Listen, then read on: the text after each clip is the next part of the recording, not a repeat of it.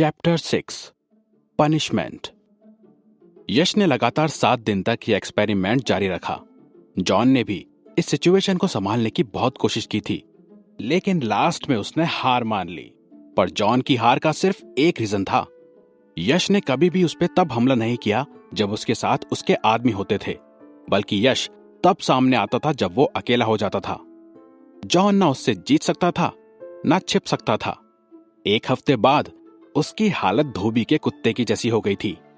उसकी बॉडी पे काफी चोटें आ चुकी थी, मानो कि सारे पुर्जे टूट चुके थे। उसकी इमेज अब एक गैंगस्टर से हटकर एक लाचार आदमी की बन चुकी थी। अब उस एरिया के रहने वाले लोग उससे डरते नहीं थे, पर अब वे तरस खाते थे। इस दौरान एक और बात अच्छी हो गई थी। लोग अब यश को एक हीरो के रूप में देखा करते थे, कैंपस का हीरो, बैंगलोर यूनिवर्सिटी का हीरो। ऐसी सिचुएशन में जॉन ने अपनी दुश्मनी को साइड में रखा और यश के सामने दोस्ती का हाथ बढ़ाया। यहां तक कि उसने यश को अपने घर खाने पर बुलाया और उसे 10,000 रुपए भी दिए थे कि वो उससे पीटना बंद करे। और उसने अपनी गलती कबूल कर ली थी। एक और जॉन सुधर रहा था, पर दूसरी ओर यश अपसेट हो गया था। उसके सिस्टम ने इस पूरे वीक में एक भी मिशन ट्रिगर नहीं किया था। उसने सोचा, वैसे भी पैसे मिल गए हैं और जॉन भी सुधर गया है, उसे सिस्टम की चिंता करने की जरूरत नहीं पड़ेगी। वैसे भी यश को मिशन और अपनी इंप्रूवमेंट के अलावा सोचना भी नहीं चाहिए, पर फ्यूचर की कोई गारंटी नहीं होती। इसलिए अगर जॉन ने कोई भी चालाकी दिखाने की कोशिश की तो वो उसे फिर से सबक सिखा देगा। यश को भी एक अपॉर्चुनिटी चाहिए थी जिसके सहारे वो अपनी लाइफ चेंज कर सके। एक मैजिक पेन के अलावा उसका डेबिट कार्ड अब सोने में तब्दील हो चुका था। वो उसे बेचकर काफी पैसे कमा सकता था। उसने उस गोल्ड बिस्किट को बेचने के लिए कई जगह ब्रोकर ढूंढे, पर उसे कोई भी रिलायबल सोर्स नहीं मिला। वो ढूंढने की फिर से कोशिश करता। इससे पहले तो श्रेया का कॉल आ जाता है। पिछले हफ्ते श्रेया ने काफी सारे मैसेजेस किए थे ताकि वो और क्लासेस बंक ना करे, लेकिन यश मजबूर था। उसे पता था कि वहां जॉन उसका वेट करता रहता था, इसलिए वो यूनिवर्सिटी नहीं जा रहा था। पर इस बार श्रेया ने सीधा फोन पर बात करना ठीक समझा। वेयर आर यू यश? श्रेया, यार वो बहुत बिजी हो गया था, sorry, really sorry. You can't miss today's lecture. अब मैं तेरी अटेंडेंस को और कवर अप नहीं कर सकती। और यश फाइनली यूनिवर्सिटी चला जाता है। पहली क्लास इस वीक की मॉडर्न हिस्ट्री ऑफ इंडिया थी, जो लास्ट वीक यश ने बंद कर दी थी। इस सब्जेक्ट के प्रोफेसर डॉक्टर रमन श्रीधर थे। स्टूडेंट्स उन्हें कभी बूढ़ा तो कभी खूंसट कह के पीठ पीछे मजाक करते थे। प्रोफेसर श्रीधर की उम्र लगभग 50 की होगी। उनके अंदर पेशेंस भी बूढ़ों जैसा था, पर एक रोमांचक गुत्थी उनके स्टूडेंट्स के लिए यह थी कि उनके सर पर बाल अभी भी काफी घने थे। यश उस दिन टाइम से 5 मिनट पहले ही पहुंच गया था, पर प्रोफेसर श्रीधर वहां पहले से ही थे।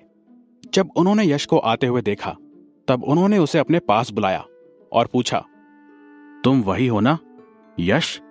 यश ने बड़े आदर से कहा, जी हां।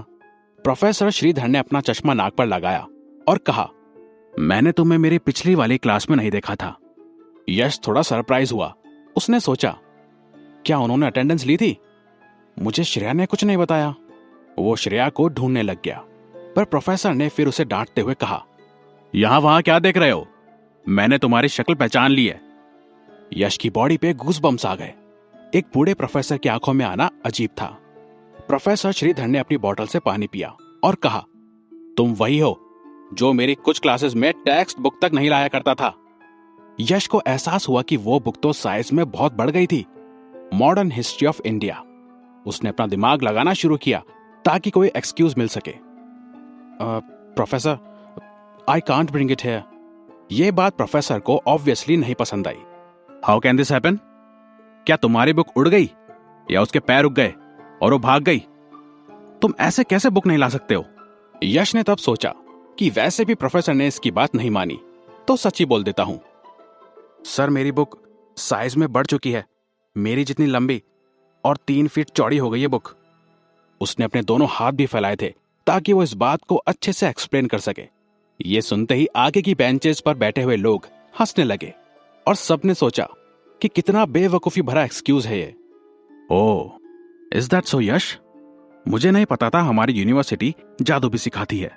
फिर उन्होंने अपनी घड़ी की ओर देखा और यश से कहा, ठीक है, this time I am leaving you. Make sure you complete last lectures notes and give it to me tomorrow. Okay. Yash थोड़ा चिढ़ा हुआ दिखाई दे रहा था। वो कॉलेज में था और अब कौन नोट्स बनाता है, वो भी ओपन बुक टेस्ट के लिए। ओके बोलने की जरूरत नहीं है। याद से कल मुझे अपनी नोटबुक दिखाने आ जाना और अगली बार से टेक्स्ट बुक भी लेके आना। इसके बाद प्रोफेसर श्रीधर ने अपनी नोटिस उठाई और क्लास की ओर देखकर कहा, क्लास स्टार्ट्स नाउ। यश फर्स्ट रो की खाली सीट पर जाके बैठ गया। ये तो मैंने नहीं सोचा था। क्या इसे कर्मा कहते हैं? क्या ये जॉन को पीटने का नतीजा है? क्लास के दौरान यश ने अपने क्लासमेट से नोट्स मांगे, पर वो इसमें भी नाकामयाब हुआ। किसी ने भी नहीं लिखे थे। आखिर में जब क्लास खत्म हुई तब यश को एक ए ग्रेडेड स्टूडेंट की हेल्प मिली। वो स्टूडेंट कंफ्यूज्ड लग रहा था। शायद वो हर होशियार स्टूडेंट की तरह ये सोच रहा होगा कि उसे वो नोटबुक देनी चाहिए कि नहीं, लेकिन उसने दे दी। फिर यश ने नोट्स लिए और वहां से चल दिया। घर जाते जाते वो अपनी बायर्स की रिसर्च के बारे में सोच रहा था, जो उसने पिछले कुछ दिनों में की थी। सबसे आसान तरीका था बड़े ज्वेलर चेन्स में बेचना, जैसे कि तनिष्क, कल्याण, मालाबार ज्वेलर्स। लेकिन फेमस ज्वेलर्स भी सिर्फ उनका बेचा हुआ सोना ही बाय बैक करेंगे और उन्हें रिसिप्ट भी चाहिए होगी प्रूफ के तौर पे। यश अपना सोना यहां तो नहीं बेच सकता था। जिन्हें कोई प्रूफ नहीं चाहिए होगा वो लोकल गोल्ड स्मिथ्स, छोटी ज्वेलरी शॉप्स या तो इंटरनेट बायर्स थे। फिर भी और रिसर्च करने के बाद मोस्टली सारे इंटरनेट बायर्स स्कैम निकले और यश शायद अपनी सेफ्टी और गोल्ड दोनों को खो बैठता। और जहां तक कि लोकल शॉप्स की बात करें तो काफी सारे हिडन कॉस्ट हो सकते हैं। अगर कोई भी ट्रस्टवर्दी बायर नहीं मिला तो वो उसकी कमाई को खा सकता था। वो उस सिटी में नया था, इस कारण उसके पास कोई भी ट्रस्टवर्दी सोर्स भी नहीं था। इसलिए वो इस सिचुएशन में फंस चुका था। और जब वो ये सब सोच रहा था तब उसके सामने एक जाना पहचाना शख्स आ गया। ध्यान से देखने पर उसे एहसास हुआ कि वो श्रेया थी, क्लास रिप्रेजेंटेटिव। वो तो कैंपस हॉस्टल में ही रहती थी ना, वो बाहर क्यों है? जब वो ये सब सोच रहा था वो एक शॉप में घुस रही थी। उसने वहां बोर्ड देखा, fine living store. Fine living store?